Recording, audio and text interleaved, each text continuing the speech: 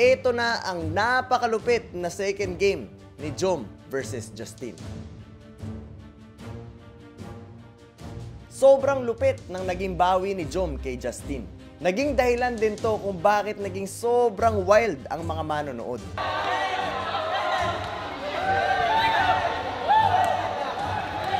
Dito ay tuluyan na ngang nailabas ni Jom ang kumpiyansa at galawan niya. Sa mga hindi pa nakakapanood ng first game ni Jom at Justin, doon ay nanalo nga si Justin. At ito na ang pangalawang laro. Ang tanong, makabawi kaya si Jom? Tara, panoorin natin.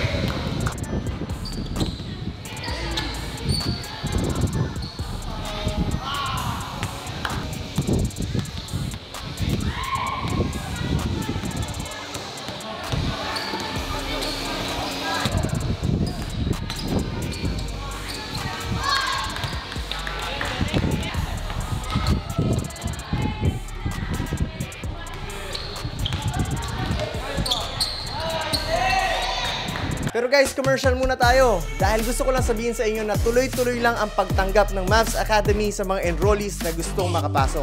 Again, if you want to enroll, message nyo na kami sa number na to or sa Mavs Academy Facebook page and magkita-kita tayo sa mga susunod na ensayo.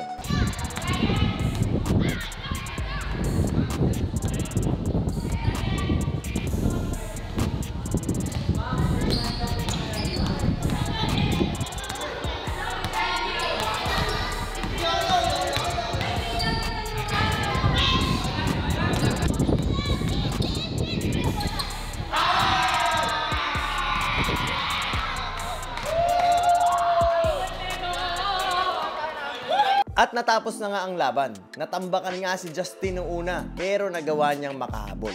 Good job din kay Jom, dahil kahit papano ay nailabas na niya ang laro niya. Pero alam kong mas marami pa siyang kayang gawin at ipakita. Alam niyo din ba na gustong maging scholar ni Jom? Sa tingin niyo, karapat-dapat ba siyang mabigyan ng opportunity para maging Mavs scholar? Comment down below, dahil kayo din naman na naging dahilan kung bakit namin naimbitahan si Jom na makalaban si Justin. Or meron din ba kayong kakilala na mga batang magagaling? Pwede niyo i-comment din yan sa baba dahil baka sila naman ang mabigyan natin ng pagkakataon sa susunod. Kaya hanggang dito na lang guys and magkita-kita tayo sa mga susunod na videos.